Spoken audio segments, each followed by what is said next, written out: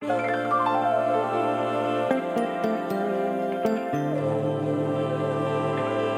Aaron Meyer with co-host Robert Wire. This is the 19-9 podcast. On today's episode, Robert and I circle back around to talk to former Indiana basketball player and current player development coach and owner of Attack Basketball Academy, Charlie Miller. He has such a deep and insightful way of breaking down the game behind the game. For me, if you go off the formal name of my company, POA, it stands for Plan, Organize, and Attack. And that's what I'm looking at. So what am I teaching more? I mean, it's only so many things we do with the ball, guys. It's more off the court. How can we prep? How can we prepare? Like going off of an old Coach Knight saying, everybody can win. Everybody wants to win. Very few people prepare to win. We also get Charlie's take on name, image, likeness, the new law that is quickly reshaping the amateur ranks. He has some interesting stories around name, image, likeness, and we finish by having Charlie draft his top 5 NIL players in IU history. Try and get like not the names that we would think of. I like you're giving deep cuts. I would go last but not least, the mask, Harris Uzinovich. Yes. Those masks are so like crazy, bro. Oh my gosh. You even got a product ready for him too. Do you know the story about the mask? Do you know about it? Do you know the story? Are you ready for it? Yeah, of course. All right, so here it is. It's time to start the show. Isn't it amazing when Michigan can keep this game to a 19-foot 9-inch game inside that three-point line? It's all theirs.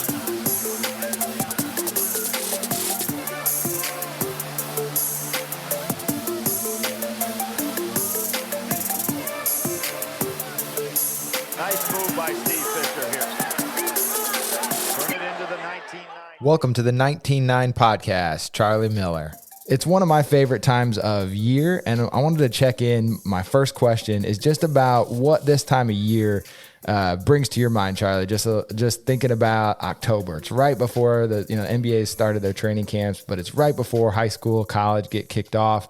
What does it bring to mind for you this time as a former player, and then just thinking about the guys that you've been developing over the summer? What's the mindset you try to bring for them? Yeah, I appreciate that. Thanks for the question, Aaron. Robert, hope you're doing well too, man. What's up? But for me, you're about a month away from the season, pretty much all around the country. Football is kind of coming to a tail end, high school. So which, with respect, I don't care about whatever. You better watch out. You're in Texas. You better watch out. So what? Right. I don't play. Right? Yeah, so anyway, I hear you. But just so you got, for example, you got some girls I train. They're going to start up in probably about 3 weeks, around the 20th of October. I saw the intro to Who's Your Hysteria. We're going to talk about that. Yes. Saw the intro, watched the intro on Facebook. Somebody was gracious enough to record it. So you're about a month away. You got the young kids too, middle school tryouts. If you guys can take yourselves back to that, where you got to make the left hand layup and full court layup, and so real talk, I'm stomaching through some of those workouts. All right, you should have came to me about 8 months ago, but I get it. It's getting real. The magic pill. I got it. Oh, I love it. That's good stuff. That is. Yeah, I think that for me, what made this time of year so special is that I put in the work, and so excited to just get out there with the other guys and be able to see the difference out there in competitive atmospheres, because it was just different when you get back with your team and around your teammates. Yeah, so and another thing I'm gonna share, and you asked me a question, I'm gonna just be vulnerable. It was never a question for me, am I gonna make my high school team? Right. So the thought process is, I may have just came off of playing, around the country, AAU, invitational camps or whatever. So here it is, you're like a month away. I'm in cross country, believe it or not, in high school. I'm in cross country. We're running probably like the first quarter of it, only just because our high school coach was the basketball coach was the cross country coach. He just wanted to do it for conditioning. Oh, yeah. So he didn't care if we ran or not. We all ran crazily fast the first leg. I was like, I walk. Yeah. So because you're focusing on, seriously, because you're focusing on like the season. Yeah. Right. But if you fast forward now, you take the player hat off, Charlie, from a coach standpoint. Now for me, it's like a little different. I look at it in quadrants, right? Okay. I look at it as 4 seasons as we have, but like you're coming up into what I would call, you went out of really the summer, which is like what I call a deficiency season. You got to work on things you got to get better at. A lot of times coaches at the high school level, middle school level, not really communicating with players got to get better at. So it's like a guess. So for me, it's like, hey, you got to ask your coaches. So I don't want to just work in vain on stuff that I need you to get better at. You got to get better at what you're going. Your minutes are predicated on you showing up different, right? Yeah. So for me, that deficiency season to that prep season, this is the prep season for me. So we're not introducing new concepts. It's like what we worked on in the spring, summer. This is it. I got to get used to it. You got to get used to now. Player movement, ball reversals, hard cuts, three dribbles to the basket.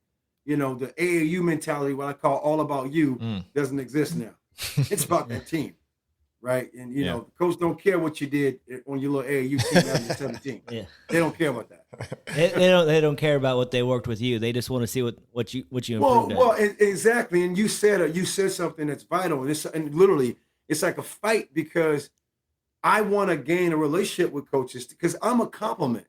Yeah. I've been doing this 11 years, fellas, and I can honestly say that this niche business of mine, I think I've thrived in a sense of being able to survive because I'm looking to be a conduit between player development and what the coaches are asking for.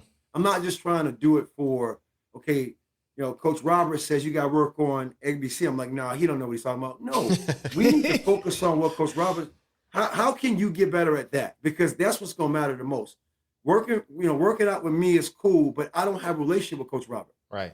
And that's the challenging thing about it. It's tough too to have relationships because relationships with coaches as a player development coach, especially if you have a team or two, you have to be careful because now some parents may say, well, this player's only playing because they're playing for the coach they have a relationship with. So, and I totally get, they call it here UIL. I think it's like University Interscholastic League. That's the league that governs sports. So, got it. There's a thin line there as far as support and help, at least on my side. But I try to do my best at getting to know the coaches and understand the coaches' talk and mentality. Because a lot of times players just don't communicate. Why are you not playing? I don't know. They don't like it. Well, it's a little more than that. Yeah. Something you're doing in practice, something you're not doing in practice. Right. Is a direct result of the minutes that you're playing or not playing, right? Yeah. So do some of your players come in with the mindset of what they need to do, or do you find that it really is from the coaches? Because there's that crossover point where I think that as a player you realize what you need to do, but not everybody does, and especially working with younger people, that's a little bit of a different dynamic. It is, and you're right, and that's just kind of like for me. If you go off the formal name of my company, POA, it stands for Plan, Organize, and Attack. And that's what I'm looking at. So what am I teaching more? I mean, it's only so many things we do with the ball, guys. It's more off the court. How can we prep? How can we prepare? Like going off of an old Coach Knight saying, everybody can win. Everybody wants to win. Very few people prepare to win. And preparation to me is first and foremost. Before we go to that court, like, I sometimes do this, like not trying to say, I'm trying to be better than other people. Like I sometimes do Zoom calls before we even hit the court with parents, with players, because we can train, anybody can train you. Like, what do you want out of this? Let's figure this out. And then from here, let's create a game plan of action, right? A GPS, a game plan for success. Because, if you just want workouts here, there, then you can go to a small group for that. Like, go get what you need to go get for that interim fix versus trying to grow a relationship. Yeah. I love that. And then understanding more and more, what is your coach saying? What is he not saying? What is she not saying? Do you all do evaluations? Do you give this coach this evaluation? Let them fill it out. Give it to your peers. What do they think about you? So I'm just trying to give them a different light and a different aspect. So, like some coaches are looking for, say that they want them to be the sixth man, right? Or they want him to be the guy that comes off the bench and plays defense. How do because a player doesn't usually, they're trying to develop, they don't want to be that guy, right? They want to be the guy that scores at high volume, or they take a lot of shots. Like how do you deal with like that situation where the coach is like, well, this guy will get to play more, if he learns the schemes better, or if, makes better back cuts, or, is a better team player than, where the kid wants to work on, I want to shoot a step back jumper. Right. You know what I'm saying? I want to score the ball. Yeah. Right. So great question for me. There's really no way to go at it other than just go at it. And that's just this, like a question I ask, and I'll ask you two guys, who gets the most shots on every team? The best shooter. The best shooter. Who you say, Aaron? Best scorer. Because there's multiple ways. Okay. Not saying you're wrong, Robert. I'm saying he's wrong. No. The best scorer. Yeah. And then this is where I come in at with relationship. And it may not be you. And it's okay. Yeah. Because if players don't let you get here. They try to play you here. But relationship comes from the heart. So when you do have I'm not getting the minutes, or I'm not playing, or I want to shoot, they're not telling me to shoot. Okay, so let me ask you a question. When they said don't shoot, was it in the moment? Did you follow up? No, I can't shoot. Well, ask that question, not during practice, just kind of get clarification on that. But that's simply, you're not the scorer, it's okay. And then also making myself vulnerable. I've been there before. I understand where you're at. You want to play, but coach is kind of dictating. Well, probably because you didn't put forth that opportunity when he gave you, or she gave you the green light. Now he took it away. Just like a budget, right? I give you a budget, you don't use it. Oh, you did a great job. We take away that. There's no access, right? Yeah. So I try to, in a real way, give players, you may not be the best scorer. It's okay. Work on other facets of the game. I know you don't want to hear it, but now you just want to make the team. You got to figure it out. This guy, rec league next year, we're gonna have our buddy hold up a camera for you, and you're gonna coach us from the sideline. Because I wish I would have had you as a coach. But now I'm sharing from reflection. Yeah, I know, because I've been there. Yeah. But on the side of Robert, I can shoot, but you're not scoring the ball. Yeah. So pass it. Yeah, no doubt. You're bricking. You don't want to hear that, but it's easy to say years later. But now, again, with perspective, how can I break that news? But not necessarily breaking it, but just the reality of it. Okay, it's going to be a blow. It is, because it's a blow to the ego, who you think you are. But if you're not scoring the ball, let's watch film and look at Chris Paul pass the ball to Paul George. Look at film and watch how how Ben Simmons got attacked, and we know how he got attacked. How can we avoid that? That's because now you have clarity. You have to understand your role. Your role's forever changing. You might be a scorer this year. Next year, you're not a scorer. It's okay. Got to build that mentality. I love that. So sometimes you got to tell them to trust the process, right? Like, I mean, a different way. I mean, like, if they want to be a shooter, say, well, maybe next year you're not going to be the shooter, but if you work hard at becoming a better shooter and work on these other fundamentals, then maybe you can get there. Yeah. Well, and again, the thing if we're talking youth, for me, youth. Like, I mean, you go from even lower school, elementary to high school. You don't really have a defined role unless you are the kid who can really shoot it. Yeah. Now, if I never talked about this with Aaron the last time we spoke, I call it, and this is another thing I do, and not necessarily trying to specialize, but if you really want to be that kind of player, think about it. I call it the 20-80 rule, right? Very simple. You probably wear 20% of the shoes you have 80% of the time. You look at the same. I got 10 pair. I'm wearing the same two. Who knows why? I don't want to get into all the, where that stuff comes from. Who cares? But my point is, you got to find your top 20 skill set. That's what I'm after. And it's not specialized. Okay, you are better at attacking. You can describe more attacking in ways than you can describe shooting. So do we need to focus on shooting? No.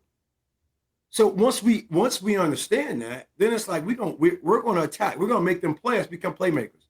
Now you find your top 20 skill set. Your top 20 skill set, you're going to do 80% of the game without thought. So now what's going to separate you is when everybody's out here trying to be everything for everybody, you have a focus. Focus for Charlie is find one course until successful. One course does not work, find other courses. Find your top 20. You guys have found it with 19.9. Think about it. Seriously. Yeah.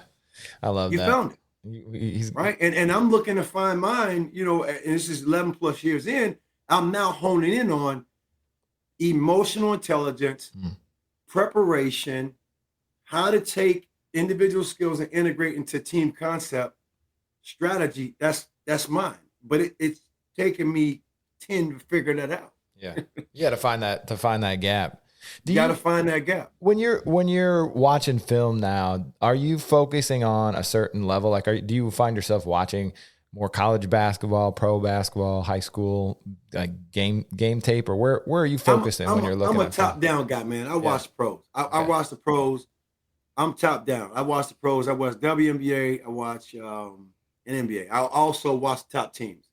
Why am I watching top teams? Because the first pillar for me, again, is individual development, it's player development. And it's how, and I've learned how to also decipher. I can watch something and I can, and there's something called play types, right? I mean, it is what it is. Play types are basically the ways, if you guys know about synergy. Yep. Play types are pretty much the ways you score the ball. My interest is, I look at the play type, let's say spot up. We're talking about shooting. Okay, I got synergy. I can go to synergy, look at a Gonzaga Crispin, right? He's a really good spot up shooter. He's a good cut shooter. I can look at him and break him down. I can break him down. So, okay, let me take components off that and I can put that into a drill process. I got a decent shooter. We're going to work what I call 90-degree turns. I get a little animated. I'm standing up. Baskets where you guys are. We're going to work on learn how to really turn, square up to the basket. Yeah. We're gonna watch film, go to the movies, watch film on that. Now it's not about me telling you what to do. We've got film on it. It's captured. You can watch it. We go to the gym, you locked in. That's the key, man. It's not about buying. That's where, to me, sometimes coaches, irritate me. You're real buying. Screw your buying. Yeah. Crap don't work. Well, you're talking about building it too. That's like side by side, feels more like you're part of the process, to steal what Robert was saying. Embody the experience, man, and that's what sometimes we forget. Yep. So you have to embody this stuff. You gotta mess up with this stuff, muck this stuff up. It ain't that straight, man. Tension grows, bro. We're in tension. And we sometimes forget as gurus and, when I play, yeah, right. You can go to film where you can go to VCR tapes on when I play. So it's like, man, a lot of guys who coach me, you didn't play that way, dude. It was 3 dribbles and a shot. It was come off the screen. Bro, it was similar. I'm for real, man. Like, where I played, it was pass right, screen left. Yeah. No ball screen. UCLA cut to the right. Yeah. Screen up, come off backdoor cut. Yep. And it wasn't get the ball, go here, punch, dribble. Speak English. What is that? Right. No one played that way. This is now the way of the dribble drop motion, which is not wrong. Yeah. So how can we go less is more because less is better? How can we make them more efficient with the dribble? Right. For me, footwork leads the dribble. I say mental leads the physical. Footwork leads the dribble. Let that dictate how you play. And from there, the game is fun because I'm not thinking about much. I'm just recognizing opportunity. Yeah. At least from my lenses, right? I mean, I know what sells. I know what sells likes and everything else. And my interest is not more on what players aren't doing. No, man, they're doing the best they can. Yeah. We suck at communicating as coaches. Yeah.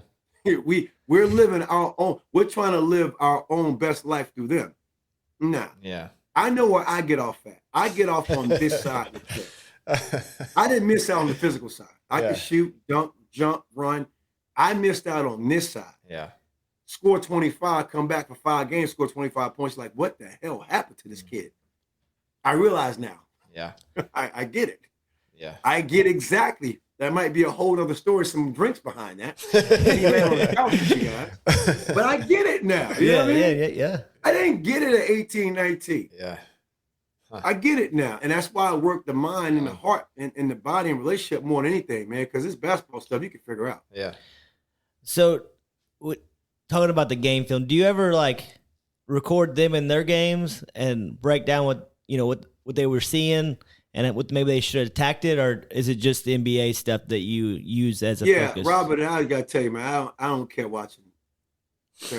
You won't watch that stuff? Okay, I didn't know. I just wanted to get. I'm just asking. I'm just trying to be Charlie. Yeah, I'm trying to be. I got Charlie, you. and you not, and I'm not being a jerk to you, bro. I can't stomach it. Like when I will go to games and I tell players that if I go to your game, bro, like look, I'm here as a fan. Don't look at me. Nor am I up here analyzing with your mom and dad. Nah, we're not doing that. Yeah, I'm watching. I got my mental notes. Yeah, I got you. No, I was it's because everybody wants to perform, and now you're nervous, Nelly. You know what I'm saying? right. And so it's like, and you want to impress more, and I get it. And to me, it's more of a celebration when I go watch a game and a player play. I like Oh, coach, I play back. Yeah, I'm good. yeah, You're fine. You played as good as you could. yeah. Man, I'm telling you what's hampering your nerves. And Right. we always talk about that. Until you figure out how to get over those, you're going to keep playing the same way. You play great with me, nobody's in the gym. Get around people. Yeah, that's that other level. That's not exact. Yeah. I don't know. You care too much. Being real, you just care too much about what everybody else thinks in your ego. Yeah. Until you say, I don't care what I think and what other people think, it is what it is. Right? And easier said than done. So that's why I was like, I got a game. Okay, cool. Tell me about it. Well, let's switch gears a little bit. And you mentioned before we got on that you'd seen some of the Hoosier Hysteria stuff. Yeah. So what'd you get? What'd you get? And give us your take on it. What I saw was the introduction. Man, those candy stripe shorts were like, oh yeah, lit. I want to find a way to get paid. They got to get you a pair, right? Man, that was nice. Yeah, like, that was pretty cool. Yeah, I like those. It was cool. It was good because it's different. Like it almost like blasphemous because I'm like, y'all got music going and music and dancing and yeah, what the hell is this? The girls coming out. I'm like, yeah, and I'm kind of having fun with it, going to my intrinsic self. I'm like, okay, that tells me a lot about that person. Yeah, that music selection. Right. Yeah, exactly. Hey, Mike Woodson came out to Big Papa. Another one you call me Big Papa. I know. I heard that. I was like, wow, he's going big. Yeah. He messing came around. out to that. Yeah. And I'm sitting there like, oh my God. Yeah. That goes back to the New York days for me. When he was in New York. Yeah, I think about that. Yeah, that's true. Hell, he was probably in New York when Big was big. Yeah. Pun intended. When Notorious B.I.G. was still around, right? Who knows? Yeah. But and I'm sorry I lost you guys via camera, fine, but yeah, so but all in, man, it was pretty interesting to understand the music selection and then just to see Isaiah Thomas come out, how emotional he got towards the whole process. That was cool to watch. And just really the whole setup, it was different because I can't say I experienced that from a player standpoint, but it was cool to watch.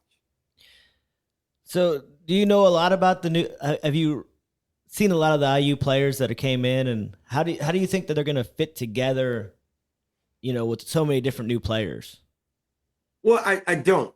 Only thing I can go off of is what I looked to put 2 and 2 together on what I would hear they did over the summer, and I also do Indiana Sports Beat on Mondays with a guy named Jim Coyle. And, we've had Miller Kopp on. We've had Tamar Bates on. So I had a chance to speak to those guys and watch film, too, on those guys, too, and what they did over in Bahamas, clothes and, you hear about it. So, my thing is, I think for me, I'm going to be a little bit more open. I'm going to be a little bit more open and give them some room to grow because I know there's a lot of excitement. It's almost sometimes overwhelming because you have all this welcome back. You got all this fanfare. How much are we focusing on the game, right? Dane Fife coming back and what he did as a player. Are we going to overshadow the coaches over the players, right? Can we give the players room to grow? Now, what does it mean to me? I don't know, but their pick middle of the road, the Big Ten, right? Pick seventh, come in. I feel that's about right. Yeah. I feel because it's not like, just because you got new coaches, you're going to win a game or two. So you got to show up. If I'm going off of what they did last year, I'm going to go off of the game at Rutgers. If you guys remember, they were up 15, ended up losing up 15, crushing it. Yep. All of a sudden, they're down by 15. That's a 30-point swing. Yeah. And that, to me, was a testament of what was going on in the locker room. Mm-hmm. That was a testament of guys who just gave up. Been on both sides of that as a coach and a player. And again, I'm not in the locker room, but a lot of that, you're up by 15, up by 12. Can you maintain, or is that old mentality going to come in? Yeah, you got new teammates. Yeah. What's going to happen? So we'll see in about a month, right? We'll see. You're going to play against teams you're going to probably beat until you play the top teams. We'll see. Yeah. I mean, with a team like this, don't you think that it'll take, maybe the middle of the season for them to really mesh? Or do you think that because of the Bahamas trip, they might be able to start out playing better together? I feel the first part you said. I think it's gonna take some time. Because you still got to get to rotations. You don't know,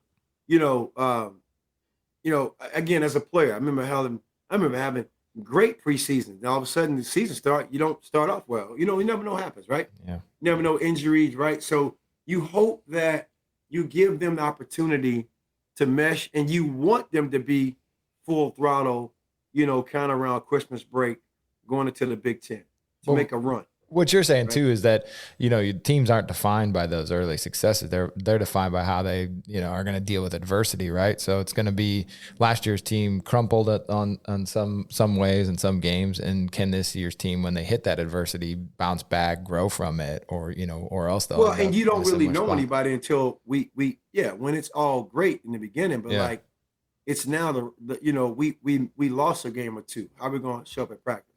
Yep. We were up, we were down, so, now the response from Coach Woodson versus the response that you would get from Coach Miller, before. So, and yes, you have some new pieces. Yeah. But yet now those new pieces still got to gel. Still got to gel. They still got to come together. You got to understand your rotations. Are you going to go big, little? What's going to be how are you going to define it? What, like 4-round one, what's it going to look like? To me, I think the X factor, guys, is going to be Race. Yeah. To me, that's the guy. Like, I want to see him score more. Huh. Like, I think he's going to be the X factor to me. How much can you expect, like, improvement for college guys? Like, when you're thinking about it, because the better you get, sometimes you get closer to your sort of limit. I mean, you can always make improvements, but there's only like some guys will have like a big jump, and sometimes it'll be just a little bit of improvement. So, I mean, is there like a fair amount that you can expect from guys at the college level? So let's break that down, because implicitly when we talk about an improvement. Now, if I'm wrong, I'm wrong there. Yeah. When we talk about improvement in a jump, you'll see somebody's scoring average go up. Yeah. Right. I mean, you see what I'm saying? Like, okay, he went from averaging 8 points, now he's at 17. Wow, what happened? Well, if we're talking about scoring the ball, in a sense, to me, what's happened, that player has gotten more margin for error. That, to me, is what improves. Interesting. Something has happened to where there's more trust in that player to go play. And it's funny I bring that up, because that is what I heard Coach Woodson say to those guys. Go play it during his speech. Just go play. Yeah. I'm gonna try to listen back to it, to the exact part, because I was gonna talk about it tomorrow. But literally, I say, man, he is giving those guys room to play. Let me figure this out. You guys be kids, man, and play the way you love, know, and respect this game. So the prime example for that is Rob Finney, right? Like his confidence was shot, obviously. I mean, he's obviously a great talent if he can just mentally, believe in himself, right? Well, right. And to me, he was pretty much the role of the defensive stopper. Mm-hmm. right? So if I'm and again, I wasn't in the locker room, and I'm only going off of what I would see, and when I did go watch them play Penn State a couple years ago, he was, his assignment was to guard, an NBA type player, Mm-hmm. and now that takes a toll, man, because your focus is on looking to make it tough for somebody to score, shoot low percentage shots, and now you might be robbing yourself of opportunities on offense, right? And to me, he's a pass first player, right? We all could score the ball coming out of high school, wherever. But I want to see him take on more of a role, right? I do, right? Yeah. Yeah. So, can he take on more of a role as somebody who can finish around the rim? I think he's quick, fast. If you can guard the guys who score the ball, you just like you said, you can read the tendencies on how to score the ball yourself. You talk about your son, Rob. Yeah. So let's just twist it a little bit here, and while we're talking about like how the team maybe didn't mesh next year, and talk a little about the name and likeness. Like one of the questions that I have is, how do you think that it's going to affect teams when they bring in this player and they get paid this money, right? And then they don't show up, I say show up. They don't play up to the potential, and then you got players that have been there for 4 years, that have been working their tail off, and they ain't got no deal, right? Right. So what does that do to a locker room, and how is that going to work out, in your opinion? Well, that's interesting because I kind of had that same thought process when it first came out, right? Because let's face it, you got now the networks are showing who has a top social media following. Yeah. I mean, seriously, that's like the first thing you hear, right? Yeah. So somebody's coming in with 300, 400,000 followers, and all of a sudden you have somebody giving them a deal or her deal, and and they're a dud or they're not making it. There's going to be some eyes cutting, but then now that's what they have to worry about, because they may lose the following. They may lose their sponsorships in their NIL likeness, right? So I think that's more of an internal thing, right, to the teammates. And to the flip side to that, that's now what schools are touting. We have somebody who can help you with that. Yeah. Right. I know IU hired somebody, I believe. Yeah, they got a firm. Who can help become a liaison, because that's, to me, is what's going to come down to. Yes, you're right. If there's somebody who just lays an egg, but you got all these following, I think it'll be more animosity, right? More animosity, more jealousy, more, you don't deserve what you got, but if they're that popular, does it matter? I mean, you know what I'm saying? Like, to the wins and losses and to the way they play, but it really doesn't matter, because you've introduced this employee as a player. Yeah. Right. Yeah. So, and I think it's still going to be some figuring out around that. Yeah. Well, I think. What would your approach have been? Like, I mean, you certainly would have had some NIL opportunities probably coming out of high school. Man. Like, I'm going to Kirkwood. I'm going to BW3s. I'm dating myself right now. Yeah, that's all right. People will know. The wings were 10. Wednesdays 10 cents a wing. I'm negotiating some wings. I'm going to Buffalo. You know what I'm saying? Like, I'm just bartering. Yeah. I'm going to Tracks over there or the record shop. Going to Tracks over there to get some. I gotta get my CDs and So I'm just but it's just having some fun with it, man. But I mean, interesting, because it's been an argument for a long time, and right. Hey man, they're selling my uniform, selling my jersey, it's just, I mean, different. And then now the next layer, kind of like what Robert talked about. Well, where's this guy not playing with it? Yeah. Playing good. Really doesn't matter. I mean, all you've done to me, all they've done is, okay, the shoe brands or whomever, the middle people has been doing stuff like this here for ages. Right. Let's now put it in front of us and have them do it to where make it legal. Right? Almost like a substance that we know that's green, right? I'm not going to talk about it. Yeah. Anyway, it's like, put it in front of us. So I don't know if much is going to change other than the player like a TJD who has an opportunity, he's gonna get somebody to come in and say, okay, hey man, talk about this. I'll give you a couple dollars. Right. Is it really going to change that much? I don't know. Well, is that something that's in the back of your mind as a, developmental coach, thinking about, our guy's going to come to me asking for advice or guidance in this area too? Because a lot of what you've talked about is the off the court stuff. And I mean, at least to some extent, this is going to become a part of that. I mean, even down to the high school level, some of these guys are in high school with deals and getting sponsorships and. You just said it. No, and that's where again relationships gonna come in, because if you don't start it early, what's going to happen? Now you're gonna have this upward development of business manager tied to agent. Tied to entities that's going to, hey, we're going to, we're going to front you now. We're going to get you back on the back end, right? You're already, you're top 10, top 15, top 20 kid. So that is happening, and it's happening early. Those conversations are happening like the next 5-6 years are being mapped out. Some of these players that are, considered, the next up and coming in the NBA, in the WNBA. Right. So you're right. Those conversations are happening. So I think the earlier on, if you know about that, like I had several players, hey, can you help me with my Twitter profile? Can you help me build my, my highlight reel? Like, wow, like this is all about the show for dough.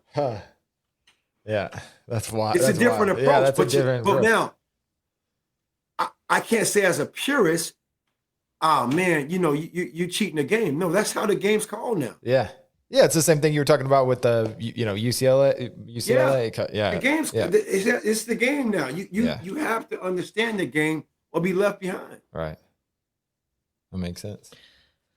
All right, so changing it a little bit. If you were able to draft 5 players from IU's past that you would take for NIL, the top 5 that you think would be the biggest money earners, who would they be? I like this because it's not necessarily, the best. It's a way of getting at the GOAT. Like most money makers. Yeah.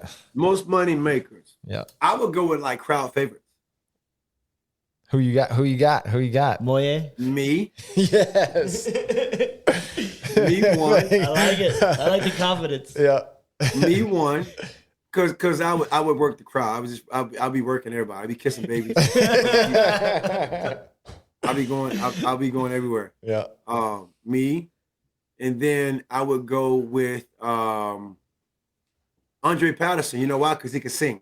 Yes. I don't know if you know that. I didn't know that. Sing. I knew Oladipo could sing. I didn't know. Andre. Funny story. If you guys can find it, it'd be great. Okay. Andre's song, the Indiana. He did that in Japanese or Chinese. What? Okay. Yes. I'll find that. Okay. Yes, you got to find it. You got to find it. And I remember he went to the studio and everything. And we had some type of program going at the same time, IU, and whether it's foreign exchange or something. So I would go with Andre because he can really sing. He might parlay that into a singing career or a contract. 3, I would say Michael Lewis. All right.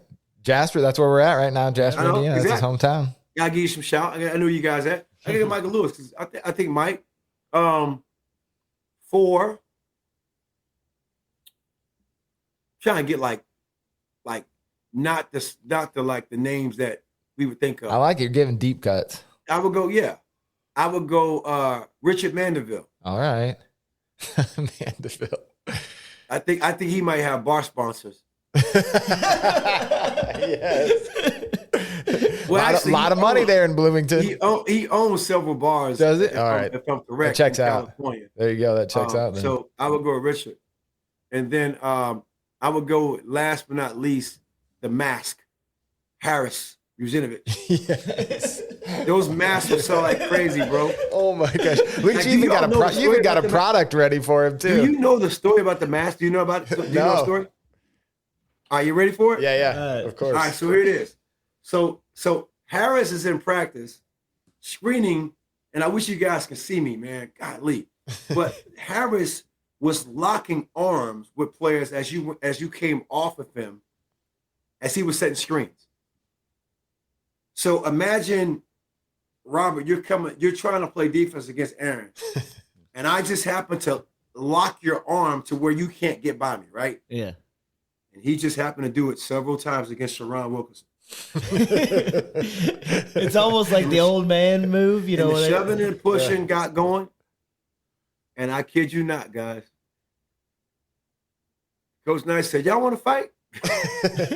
You want to fight? We built the ring around center court. Oh, my gosh. Sometimes all right, let's go. We built the ring. That's how it happened. Oh, that is crazy.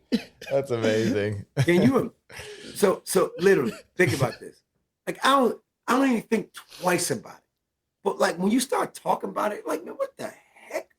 Dude, we built a ring. That's crazy. Yeah. Sometimes you got to get it out, man. I played sports long enough to know. I don't even know where it came from, Aaron. You're talking about, got to get it out. Where it came from? Do you use that in your training? No. You guys got an octagon? No. I'm total. I've learned what to do and what not to do. Yeah.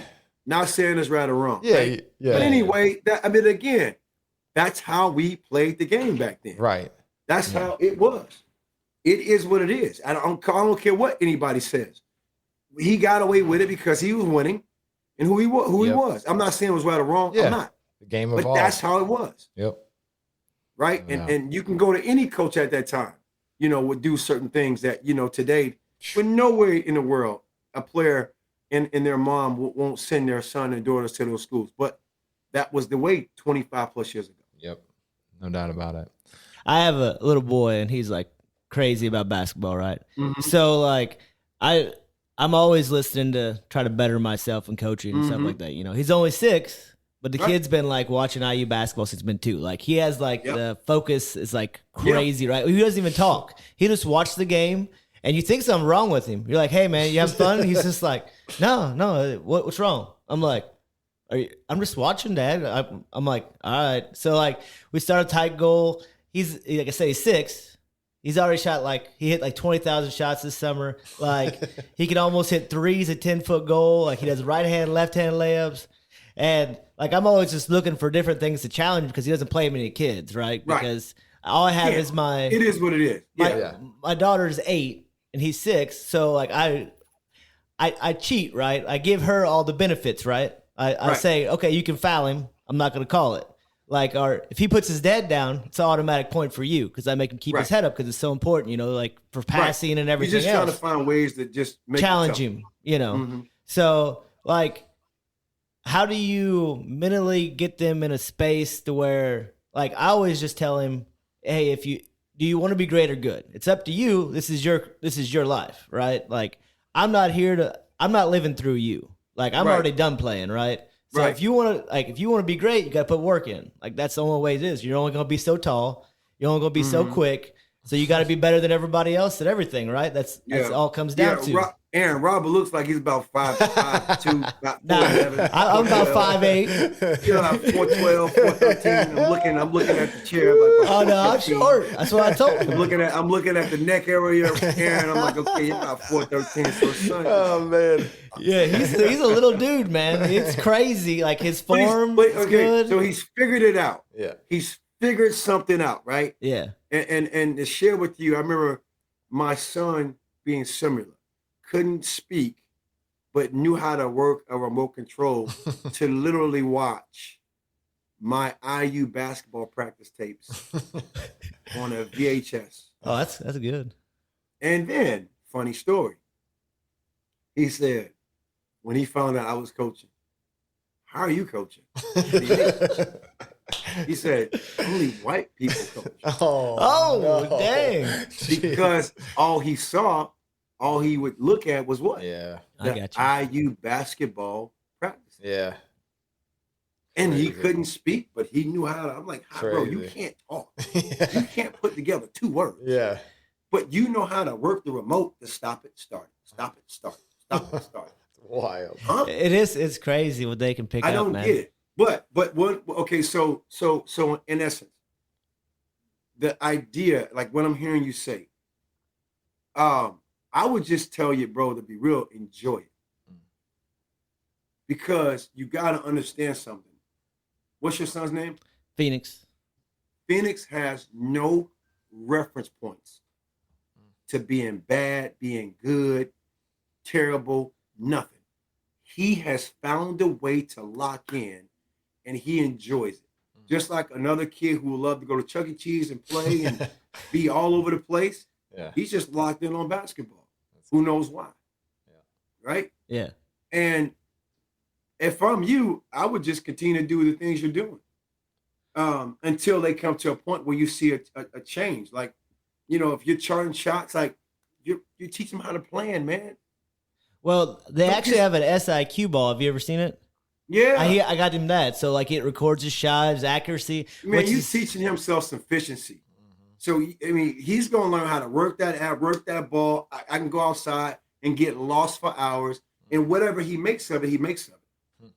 That's You see what I'm saying? Yeah. Like, whatever he makes of it, he makes of it. So, like keep doing what you're doing, because to me, you're doing nothing but planting seeds. Right? Now, I don't know that thin line to say it's too much. That's what I'm getting at. Yeah. It's too much when he starts saying that I don't want to do this. So you see it changes in him, like, I don't get it no more. I don't. Okay, cool. But like, he's figured something out like a lot of people have figured out. And it's also something to look into, not on this conversation. It's called primal cue. And a primal cue is nothing more than somebody in your family, you saw somebody or someone said something, and all of a sudden it ignited a motivation so deep in you. It's like, what? So think about how much you probably talk about basketball. Oh yeah. Think about how much you talk about IU basketball. How much you just talk about it and it's like little cues are coming in. Boom, boom, boom. Daddy watches, I'm gonna watch. They pick up more on our behavior modification than anything. Not about what you're saying. He's doing what you're doing.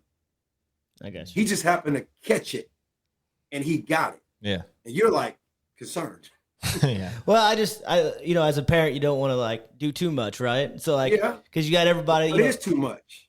I don't know. That's what You know what I'm saying? what I was trying to get out of you, because you're the trainer. But see, that's what I'm saying. No one. It's like to me, man. It's like Goldilocks, right? Yeah. It's like a not too much, not too less.